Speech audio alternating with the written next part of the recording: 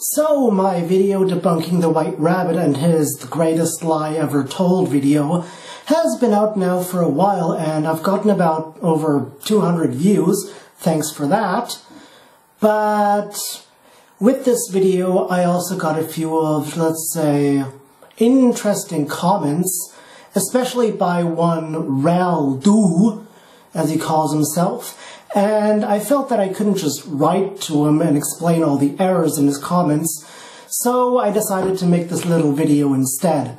And we're going to go over a few things that he said, because they are very, let's just say, weird. So, yeah.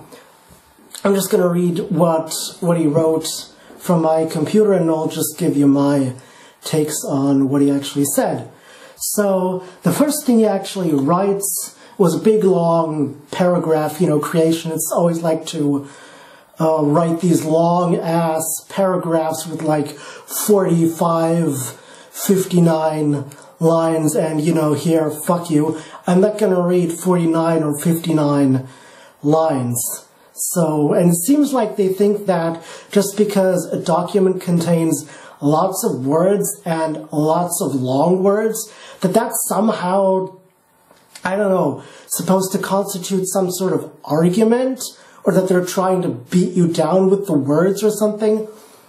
I have no idea why they do this. Anyway, I'll just go over a few things that he wrote in this big-ass long paragraph, and we'll debunk them one after the other. So, the first thing he writes is, I think many agnostic evolutionists have one big double standard, and that's that science must follow 1. Assess the theories / situation. Assess the theory / situation. 2. Hypotheses. Or he writes hypothesis, but I'm assuming he means hypotheses. Whatever. 3. Observe the theory. No one can observe a millions of year theory. Is impossible. He defeated AjPuj right there. That is the basics of science.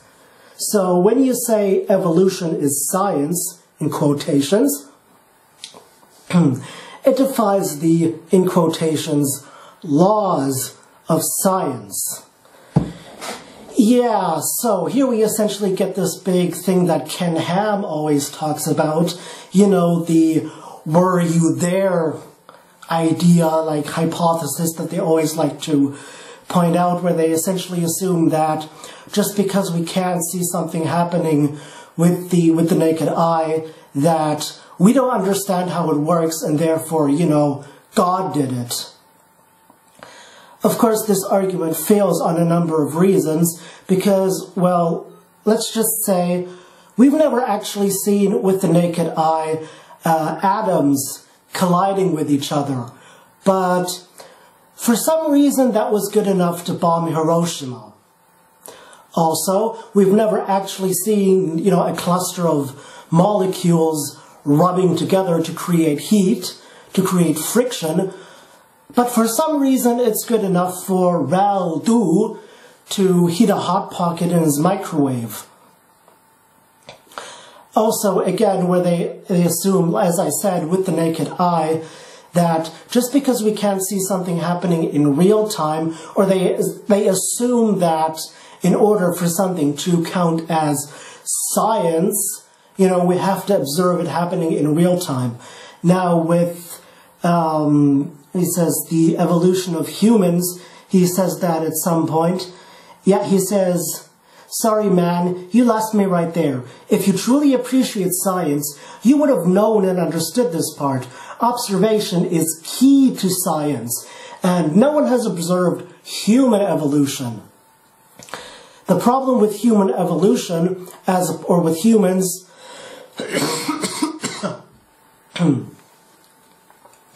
sorry, bit of a cough there. The problem that with, let's say, observing evolution in humans as opposed to evolution in, let's say, fruit flies or fish, is because humans tend to have a very low reproductive rate when compared to fruit flies or fish. I mean, it takes for about, let's just say, 15 to 16 years for a human to reach childbearing age, whereas, let's say, in things like fruit flies or fish, it takes very little time, and so they have a very high reproductive rate, and therefore also a very high mutation rate. So we can actually observe the different rates of mutation in various generations in these animals much faster than we can, let's say, in humans or elephants. Alright, so let's get on to the next thing that he wrote. And it's a bit of a long paragraph, but I'll try to get through it. Okay. So he writes, also, do you even know what type of person Darwin was? That man was a racist and a sexist, and his theory was based entirely off that. He married his cousin, yeah, he doesn't even know how to spell cousin, because no woman would be with him after he said, a married man is a poor slave, a married man is poor as a slave, in quotations. And even thought a woman was, in quotations, less evolved than a man. The theory of evolution was monkey, then black man, then Indian man, then white man being the final result. Yet, in quotations, white people are genetically recessive, and black people are genetically advanced or dominant, and completely in tune to live on the planet with no real harm from the sun. And then he writes in brackets, my intentions are not to be racist, but the true Darwin and evolution theory is racist. Okay, that was a lot of stuff he mentioned there, and yeah, there's a lot of stuff that needs to be shoveled back to the crap heap. For one thing, no, Darwin was not a racist. We can clearly see this in many of his writings, and creationists apparently base this entire Darwin was a racist thing on the first, like one of the first paragraphs or chapters of The Descent of Man. And yes, if you read them, you can kind of sort of make some sort of a racist inference there. But that all changes, and if you've actually read The Descent of Man, or actually know a little bit about it, you know that by the end of the book, Darwin's tone changes very, very drastically. For example, at the very end, or somewhat at the end of the book, or in the middle, we get paragraphs like this.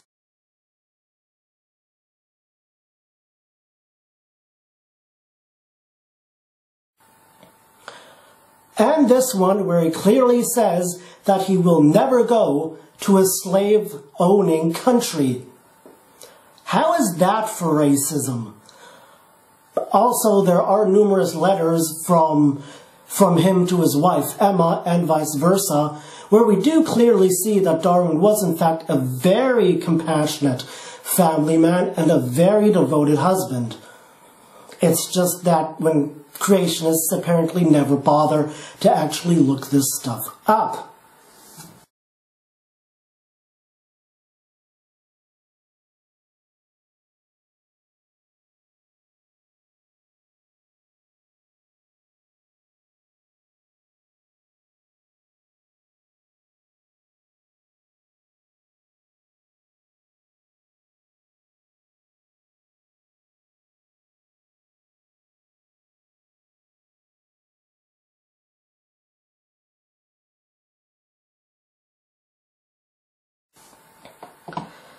And of course, at the end, when he says, my intentions are not to be racist. Yeah.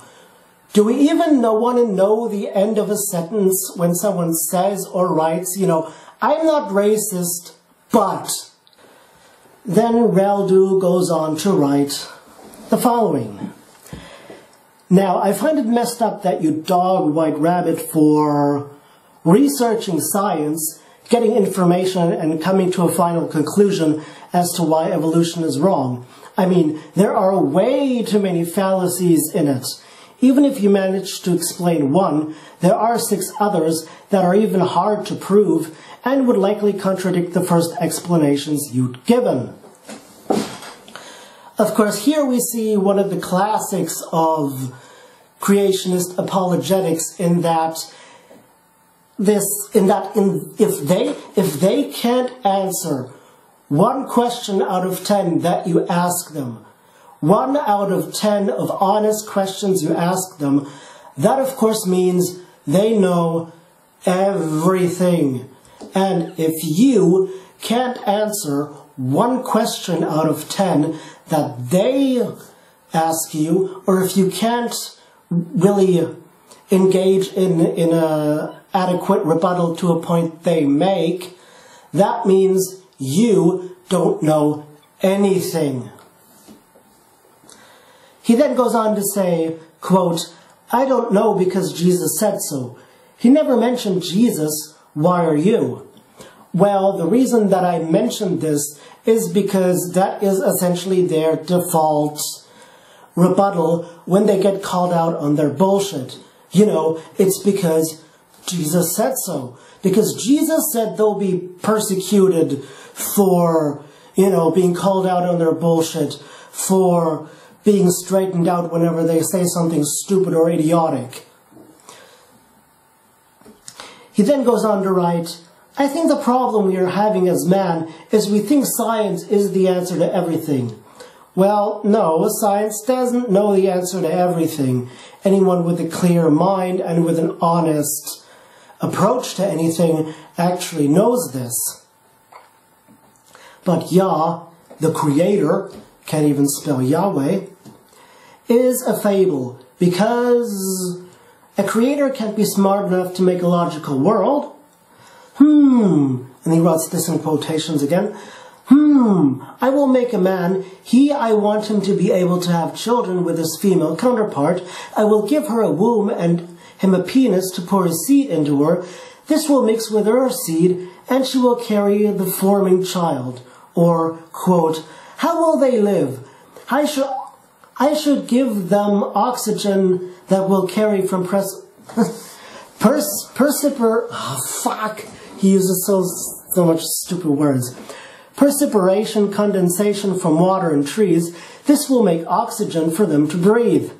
If there is a creator, which I believe there is, this will make oxygen for them to breathe." Sorry, I slipped in a line. If there is a creator, which I believe there is, he writes point, then why wouldn't he be logical? And why can't science just be Yah's process explained? I love science. I believe it will and has helped us improve in lifestyle and civilization, but I dislike when a scientist disregards their own scientific laws and push evolution down our throats, and if we logically see fallacies, in quotes, we are ridiculed and labeled, in quotes, mentally ill. As you've seen, there's a lot of stuff he writes, so yeah. First of all, he talks about the whole omnipotent creator, bullshit. But the thing is, there are in fact in nature, a lot of very unintelligently designed life forms that don't really fit the idea of an omnipotent creator. I mean, take for example the laryngeal nerve, which runs, as I understand it, from the brain down to the heart and then back to the brain. An intelligent creator, an intelligent designer would be able to design this in a way that it would run straight from the brain to the heart. But obviously, that's one of the big proofs of evolution. Evolution can't go back to the drawing board, and therefore, when the laryngeal nerve evolved first in fish, it kept going on and on and on from the other various life forms until it ended up the way that it did.